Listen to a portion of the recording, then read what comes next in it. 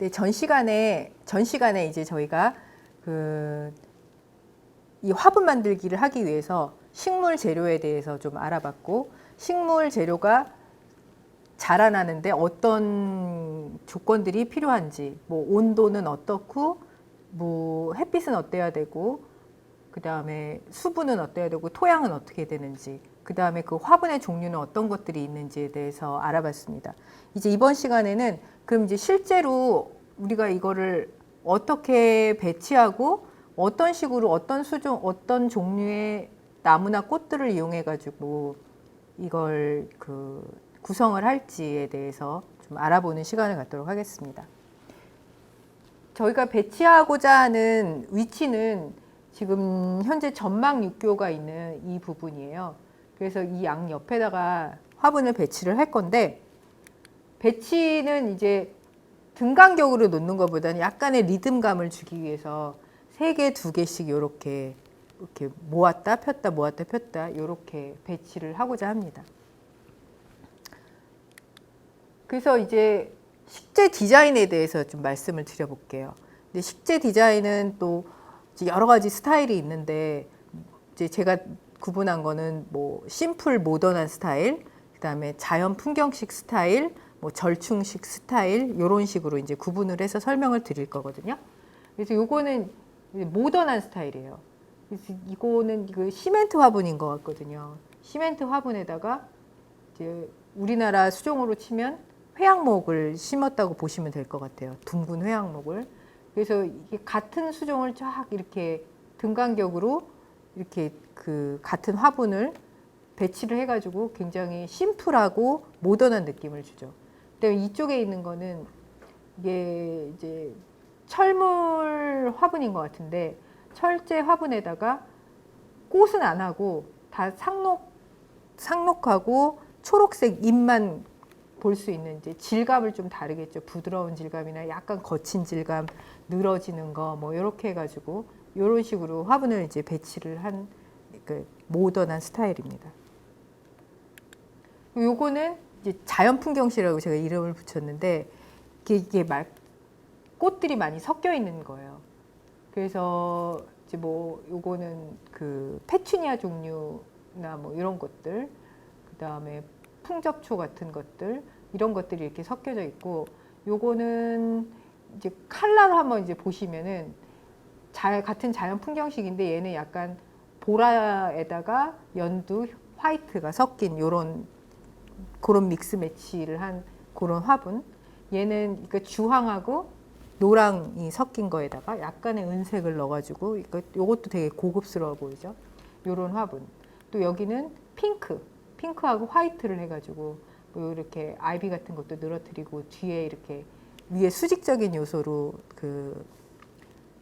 야생화 같은 거 이렇게 쪽쪽쪽 올라오게 이렇게 배치하고, 요런 스타일로도 이제 조성을 할 수 있다. 아까 모던한 스타일 하고 상당히 비교가 되죠. 밝고 화사한 느낌. 요거는 개인적인 취향이시라고 보면 돼요. 어떤 걸 좋아하냐 정답은 없으니까요. 그래서 이제 요거는 이제 제가 절충식이라고 이름을 붙였는데, 이거는 이제 사초 그라스 종류도 뒤에 넣으면서 이게 자연스러운 느낌도 주면서 모던한 느낌도 나죠. 이 모던한 느낌이 나는 이유는 컬러를 너무 중구난방으로 많이 안 썼어요. 한 톤으로 맞췄고, 일단 화분의 소재가 이런 좀 시크한 느낌이 나는 시멘트 컬러, 회색 컬러로 들어갔고, 같은 핑크인데 얘는 둥근 거, 얘는 뾰족뾰족한 거, 이런 식으로 그게 좀 변화감을 줬고요. 이쪽도 이제 요거는 이제 아스타 종류거든요. 국화 종류의 아스타 종류인데, 아스타하고 붓꽃 뾰족뾰족한 느낌이 나는 꼬리풀 종류, 이런 거를 이렇게 같이 섞으면서 앞뒤로는 또 이런 그라스류, 억새 같은 것들, 이런 거 섞어가지고 이렇게 놓으면은 이게 약간 너무 차갑지도 않으면서 그렇다고 너무 산만하지도 않고, 이런 식으로 이제 구성이 돼 있다고 보시면 돼요. 그리고 이제 요거는 얘는 이게 자연 풍경식 뭐 이런 식으로 생각을 하시면 되는데 이거는 올 초에 한 그 봄에 한 거예요. 봄에 한 거라서 이제 수종이 좀 달라요. 지금 저희가 쓸 거랑 아까 앞에 보셨던 아스타 종류 이런 거는 이제 가을 수종이고 얘는 봄에 한 거라서 수종이 좀 다른데 그 예산이 적어가지고 이거는 이제 황금측백은 기존에 있던 거였거든요.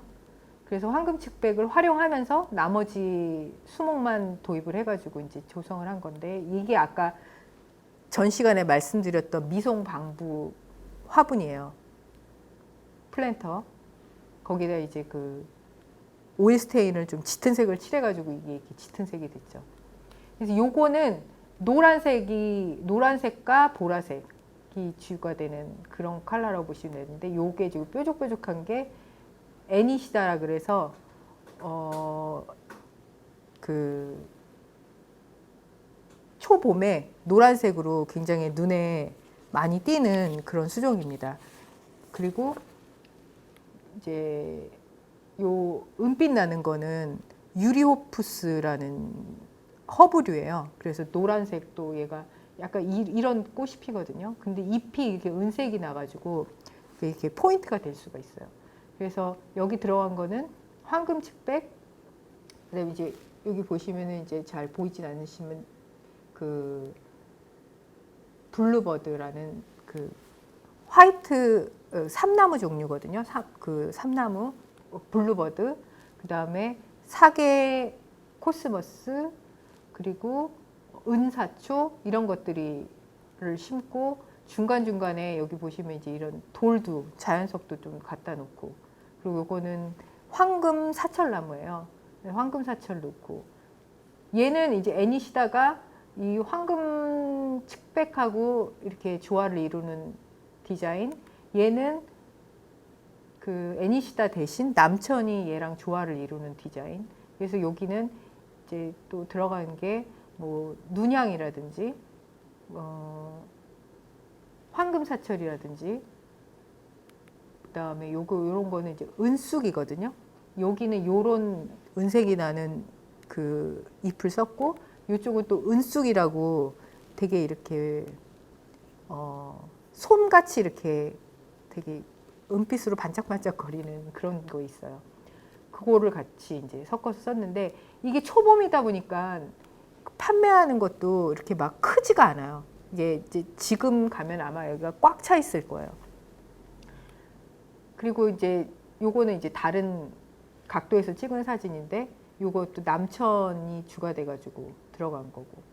그래서 이제 이런 종류들을 자연석하고 같이 어우러지게 해갖고 작지만 이게 작은 정원처럼 구성한 그런 디자인이라고 보시면 될 것 같아요. 그래서 요거는 또 그 동탄에 있는 그 최상층 테라스거든요. 또 여기도 아까 말씀드렸던 남산도서관하고 비슷한 시기에 만들어진 거예요. 그래서 수종이 겹치는 게 좀 있죠. 그래서 눈양이나 남천, 은사초, 그 다음에 그 황금사철, 블루버드 이런 것들은 같이 이제 공통적으로 들어갔고 여기 또 그 남산 거하고는 다르게 이런 블루엔젤이나 컬럼나리스라는 측백 종류를 좀 넣어서 수직적인 요소를 넣었어요. 그리고 이렇게 둥근 측백 종류도 넣고 그리고 이제 목수국도 넣었는데 이 아직 봄이라서 잎이 나오지가 않았죠. 그리고 이쪽에 이제 화분을 배치를 하면서 여기다가 잉글리시 라벤더도 놓고 백당나무도 심고 이렇게 해서 좀 이렇게 다채롭게 거실에서 봤을 때 이게 앞에 넓지는 않지만 작은 정원이 펼쳐진 듯한 그런 느낌으로 조성을 한 사례입니다. 요거는 이제 제가 한 거는 아니고 이태원 쪽에 지나가다가 너무 이렇게 좀 강렬한 느낌이어가지고 제가 사진을 찍은 건데 이런 거는 이제 약간 암석원이라고도 부르기도 해요. 이렇게 과감하게 이런 돌을 썼죠. 그래서 여기는 또 특징이 뭐냐면 꽃이 없어요. 꽃이 없고 눈향이나 그 앞에서도 계속 나왔던 수종이에요. 블루버드, 은사초, 요 연두색은 이끼거든요. 그 다음에 요게 멀칭제로 요 화산석 같은 것도 썼고 이렇게 이제 구성된 거죠. 그래서 같은 초록이어도 초록도 막 종류가 그 약간 그냥 일반적으로 우리가 알고 있는 그냥 초록이 있는가 하면 그 청초록도 있고 연초록도 있고 연두색 계열도 있고 이게 막 그 황금색이 나는 것도 있고 이런 식으로 초록도 종류가 여러 가지인데 그런 거를 같이 이렇게 배합을 해서 쓰면은 좀 더 자연스럽고 좀 멋스러운 느낌을 낼 수 있는 것 같습니다. 이거는 그 강남역에 있는 그 교보 빌딩 앞에 있는 화분이에요. 그냥 일반적으로 많이 보는 동그란 화분인데 여기는 백묘국으로 이렇게 좀 포인트를 줬어요. 백묘국으로 은빛 나는 백묘국을 심고 그다음에 요 주변에 있는 거에 제가 정확히 이름은 모르겠는데 약간 나팔꽃이나 펜지 느낌도 나는 것 같고 그런 일년초인 것 같긴 하거든요. 이렇게 들어가고 가운데에다가 가우라라고 바늘꽃이라고도 불리는 건데 그것도 많이 요새 보셨을 거예요. 그걸 이렇게 식재해서 이렇게 모양을 좀 이 두 개랑은 얘는 이렇게 위로 올라오게 이렇게 구성을 했죠. 근데 요거는 그 메리골드 하고 안에다가 또 백묘국 심고 일반적으로 그냥 한 가지 종류를 딱 하는 것보다 이렇게 믹스해서 쓰는 것도 예쁘다고 생각합니다. 그래서 이제 식재 디자인을 할 때 어떤 식으로 할 건지 이렇게 구상을 해보게 되는데 보통은 이제 부등변 삼각형을 입면으로 봤을 때도 부등변 삼각형, 위에서 내려다 봤을 때도 부등변 삼각형 이런 식으로 해서 좀 자연스러움을 추구하거든요.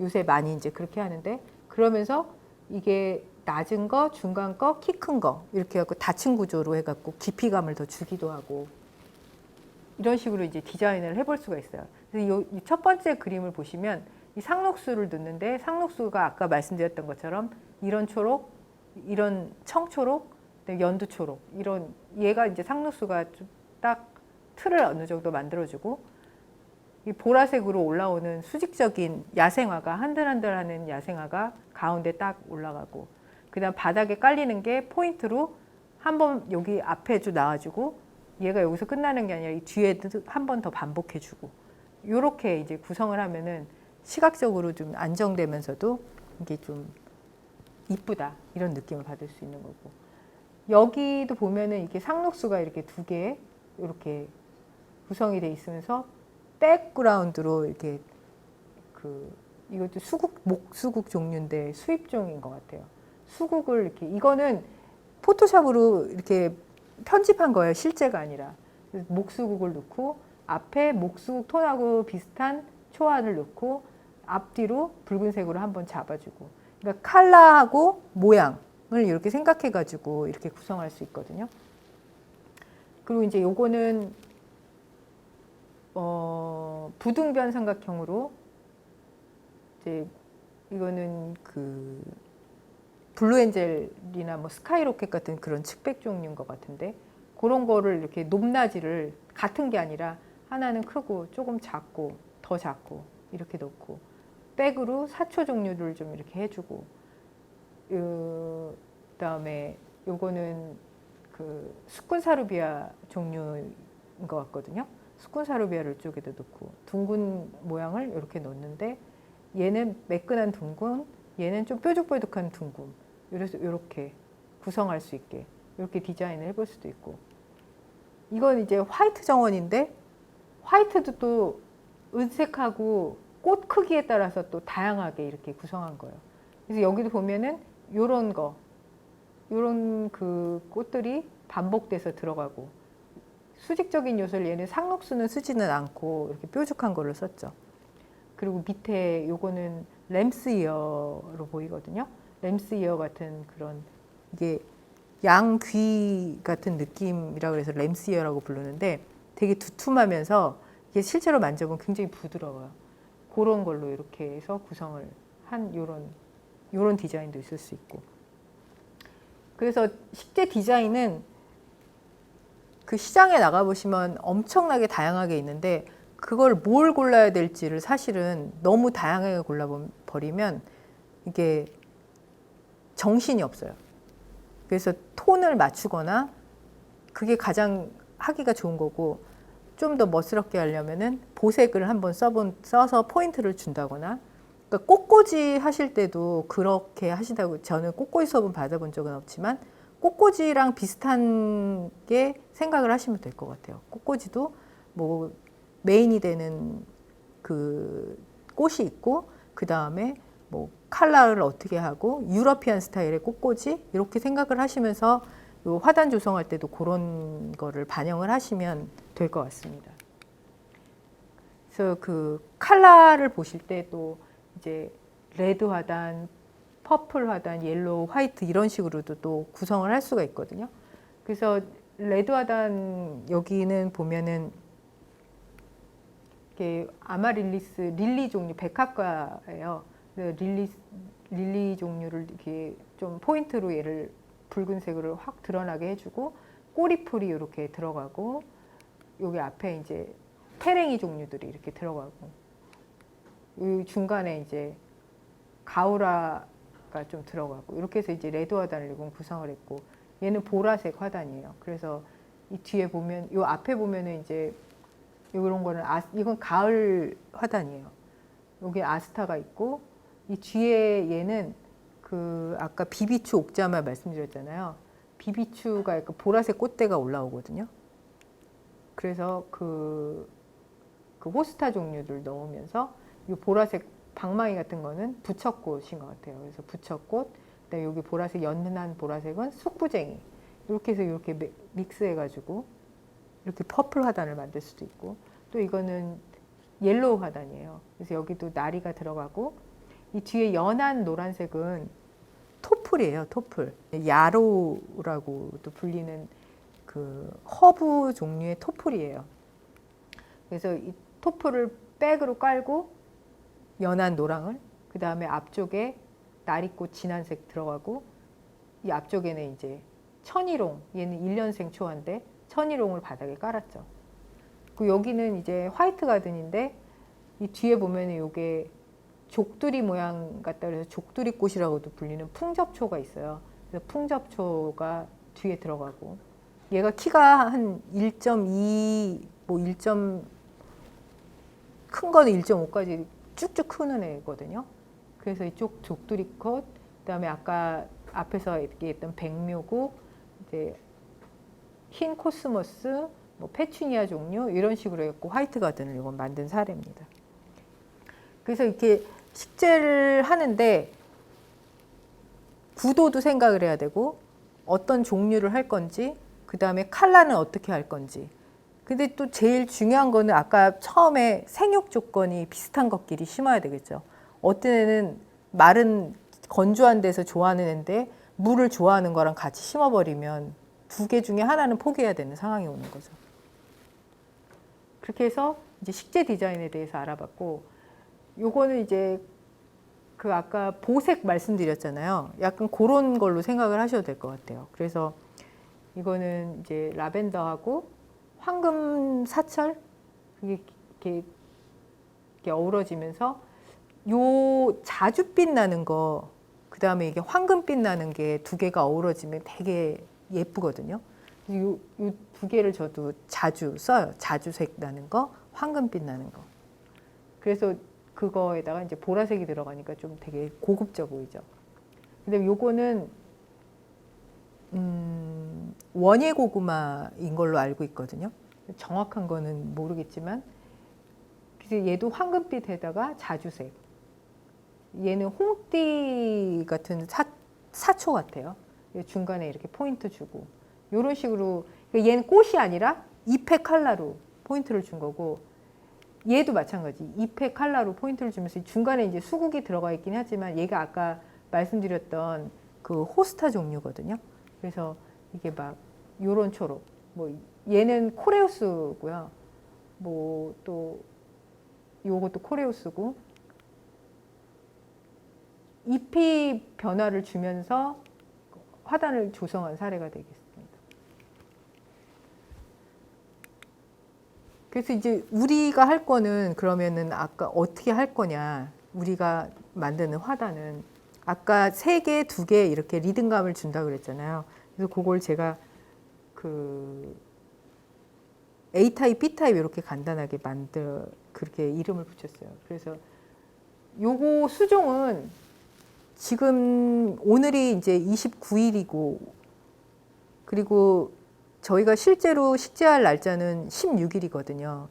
근데 이게 지금 이제 얼마 전까지만 해도 반팔 입고 다녔는데 반팔 입고 다니긴 조금 쌀쌀한 날씨가 됐잖아요. 그래서 10월 16일 되면은 이 꽃들이 또 확 바뀌어요. 그래서 지금 만약에 저희가 예약을 해서 사놓을 수도 있는데 그렇게 되면 그때 가서 꽃이 없어지거나 이게 또 확 시들어버리는 그런 상황이 발생할 수 있기 때문에 일단 수종은 상록수는 이제 거의 그대로 가려고 하는데 그 다른 초화나 이런 다른 수종은 다른 걸로 이제 변경이 될 수도 있다라는 걸 일단 말씀드리고 그래서 그 이번 주하고 지난 주에 시장 조사를 갔었는데 그 시장 조사 갔던 거를 바탕으로 이제 이게 배식평면도라고 보시면 되거든요. 어떻게 식재를 할 건지. 그래서 여기는 이제 저는 블루엔젤하고 그 다음에 문그로우라는 그 2가지를 섞어서 상록수를 넣었어요. 그래서 요거는 이제 둥근 측백이고 이게 아까도 말씀드렸던 것처럼 같은 초록인데 어떤 거는 연두색, 어떤 거는 청초록 뭐 이런 식으로 섞여 있는 게 좀 예쁘다고 말씀드렸잖아요. 그래서 그렇게 들어가고 이제 뒤에 보시면 이제 이 수종 사진이 나오거든요. 사초 종류, 그라스 종류도 들어가고 그 다음에 여기 사진을 먼저 보고 말씀드리는 게 더 좀 이해가 좋으실 것 같아요. 이게 제가 구상하고 있는 거는 이런 스타일을 좀 생각을 하고 있는 거예요. 이거보다는 조금 더 크겠죠. 이제 요런 스타일이라고 보시면 되는데 이렇게 늘어지는 건 없고 요런 느낌으로 아마 구성이 되지 않을까 그렇게 생각이 들어요. 그래서 이거는 이제 저희가 쓸 수종은 문그로우, 이런 블루엔젤, 둥근 축백, 목수국, 쑥부쟁이, 그 다음에 요거는 수콘 버베나. 수콘 버베나 같은 경우는 키가 한 1m 정도 되거든요. 그러면서 이렇게 약간 한들한들 하면서 뒤에 배경으로 얘가 이런 상록수랑 어우러졌을 때 되게 분위기 있게 이렇게 되는 수종이고 쑥부쟁이는 바닥에 좀 깔리는 스타일이고요. 목수국은 이 꽃이 이렇게 커가지고 이렇게 덩어리로 포인트가 되는 그런 거죠. 이 수국하고 이런 상록수하고 굉장히 어우러졌을 때 예쁘거든요. 그래서 또 들어가는 게 이제 그 수쿠령이라고 해서 그 버들강아지 뭐 이렇게 불렀었나? 그런 건데 이게 원래 이름은 이제 수쿠령이거든요. 수쿠령도 종류가 굉장히 많아요. 그래서 너무 크지 않은 수쿠령, 그다음에 요거는 참억새라고도 부르는데 그린그라스, 무늬짓동나무, 제가 아까 말씀드렸던 것처럼 무늬가 들어간 수종들이 좀 꽃이 없을 때도 얘가 되게 변화감을 주면서 이렇게 그 베이스로 좋거든요. 그래서 무늬짓동나무, 꿩의 비름, 얘는 약간 다육하고 비슷해요. 잎이 두꺼워가지고. 그 다음에 그 아까 자주색 말씀드렸죠. 이렇게 황금색이랑 자주색이랑 하면 어울린다고. 그래서 휴케라, 그 다음에 국화가인 아스타 이런 종류로 지금 구성을 할 예정이에요. 그래서 여기 보시면 수국을 뒤에 배경으로 깔고 앞에 무늬짓동이 들어가면서 쑥부쟁이가 아까 키는 작았잖아요. 그래서 쑥부쟁이 들어가고 둥근 측백 들어가고 키가 조금 있는 얘가 저기 수꾼 버베나 얘가 들어가고 가운데 사초가 들어가고 이 사초랑 수꾼 버베나도 조화가 되게 예쁘거든요. 그래서 이게 이렇게 3개가 세트인데 얘가 수꾼 버베나가 여기도 연결이 되는 거예요. 그 다음에 뒤에 가서 한 번 더 나오고 여기서 또 이렇게 들어가고 쑥부쟁이도 여기 한 번 덩어리 작은 덩어리 이 뒤에서 한 번 또 큰 덩어리 이런 식으로 리듬감이 이렇게 있게 이렇게 구성이 되는 거죠. 2개짜리도 마찬가지로 이게 하나로 다 모여 있는 것보다는 이렇게 연결되는 듯 흩어진 듯 이렇게 하는 게 좀 이게 이쁘거든요. 그래서 쑥부쟁이도 이런 식으로 연결이 되고, 요거는 이제 휴케라입니다. 휴케라, 그 자주색 나는 거. 그다음에 이제 꿩애비름은 바닥에 깔리는 거니까 이쪽에 이 꿩애비름이 큰 꿩애비름도 있어요. 큰 꿩애비름은 한 40cm, 50cm 정도 되는데 이 꿩애비름은 약간 낮은 스타일이더라고요. 그래서 앞쪽에 까는 걸로 봤고, 그래서 이런 식으로 지금 이제 식재 계획을 저희가 조성할 식재 계획을 구상을 하고 있습니다. 그래서 이따가 맨 마지막에 식재 순서를 말씀을 드릴 건데, 일단 식재할 때 보면 일단 이 뭉그러우나 블루 엔젤을 먼저 배치를 해요. 그래서 딱 그 형태를 잡아주고, 그다음 목수국을 식재를 하고, 그다음 무늬지똥 넣고, 사초류도 넣고, 그리고 이제 그 다음에 이제 꿩애비름이라든지 쑥부쟁이 같은 거는 이제 그 나중에 배치를 하게 되는 거죠. 그래서 아까 잠깐 말씀드렸던 것처럼 이거는 지금 요 3가지는 서울식물원이에요. 혹시 서울식물원 가보셨나요? 이게 저기 마곡동에 있는 건데 되게 상당히 잘 조성을 해놨더라고요. 그래서 시간 되시면은 한번 가서 보시면, 봄에는 튤립이 다 올라오게 돼 있고, 예, 그렇게 이제 뭐 지금은 튤립은 다 들어갔으니까 이제 나머지 이런 가을 수종들, 목수국도 있고, 요거 휴케라, 요거는 그 로즈마리인데 로즈마리, 뭐 황금조팝 이런 식으로 뭐 이렇게 구성을 해서, 이거는 아주 일부분이고요. 엄청나게 큰 공간에 잘 조성을 해놨더라고요. 그래서 시간 되시면 한번 가서 산책 겸 해갖고 보셔도 좋을 것 같아요. 지금까지 그 식재 디자인에 대해서 알아봤고, 이제 이렇게 다 식재를 하시고 나면 어떻게 유지 관리를 할 건지에 대해서 알아보는 시간을 갖도록 하겠습니다.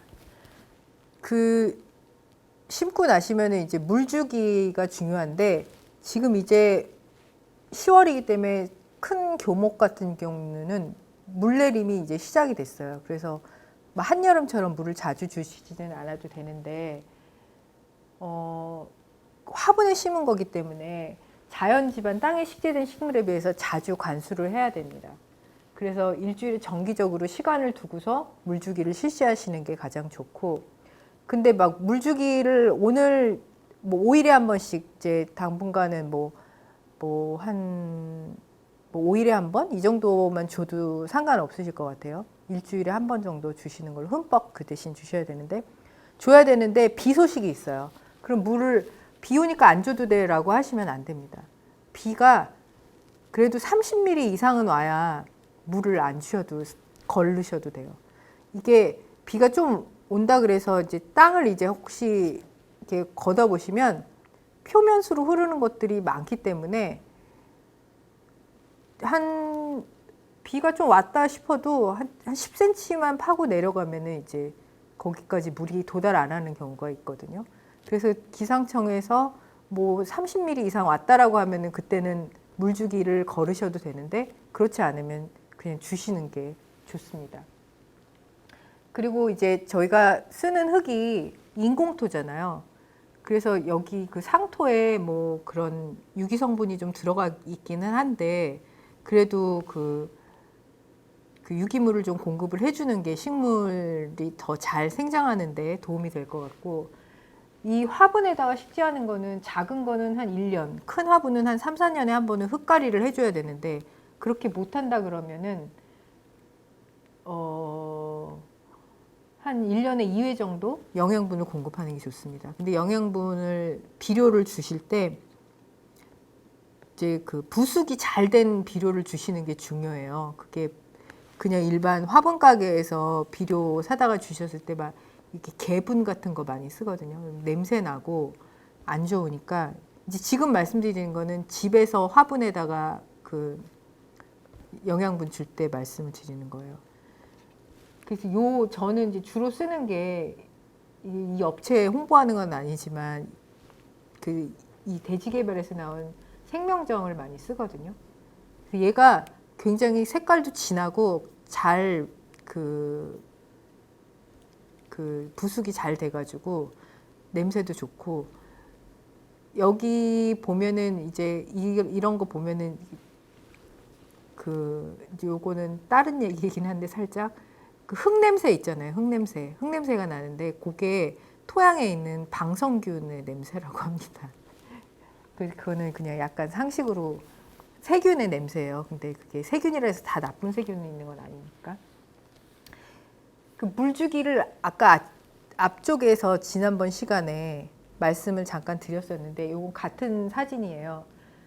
그러니까 물주기를 할 때 이렇게 생장의 차이가 보이고, 그 다음에 또 물주기 할 때 지중관수라 그래서 흙 속에다가 그 작은 관을 넣고 거기다 구멍을 뚫어서 타이머를 돌려가지고 점적관수라고 하거든요. 그거를. 그런 관수 시스템이 있어요. 그러면은 일정 시간에 거기서 물이 쫄쫄쫄 흘러나와서 흙을 적시는 거예요.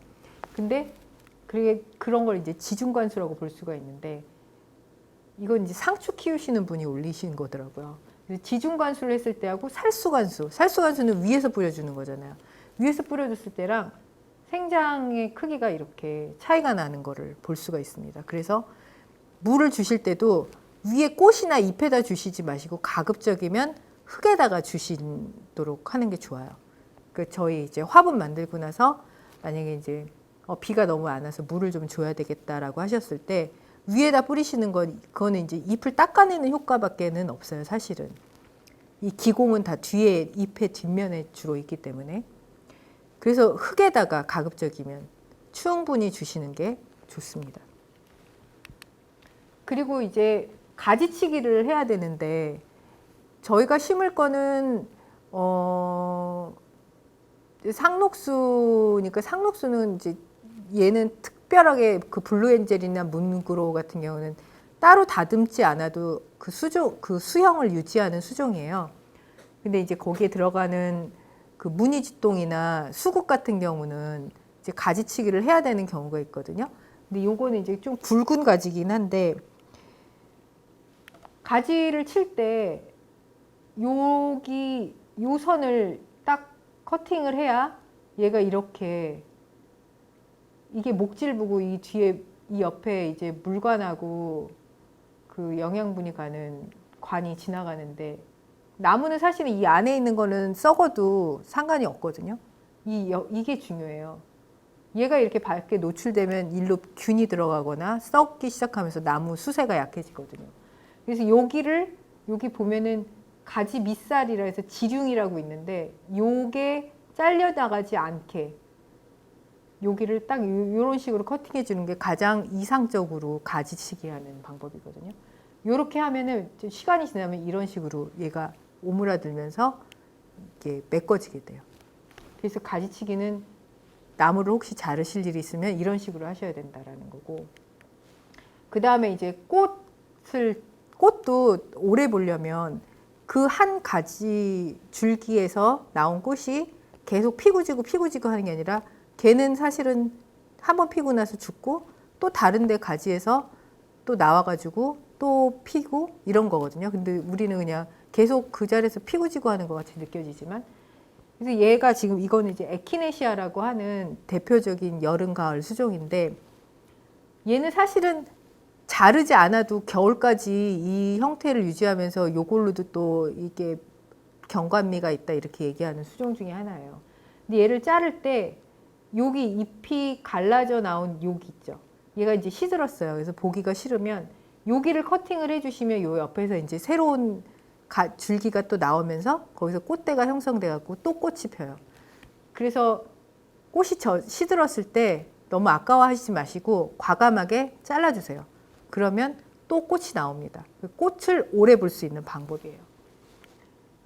그래서 가지치기 및 꽃대 잘라주기, 이런 유지관리도 해주셔야 되고, 앞에 말씀드렸던 것처럼 물주기도 해야 되고, 비료도 좀 공급을 해주셔야 되고, 병충해가 생기면 약도 좀 쳐줘야 되고. 병충해는 크게 그 벌레가 오는 충해가 있고, 그 다음에 그 균에 의한 그 피해가 있거든요.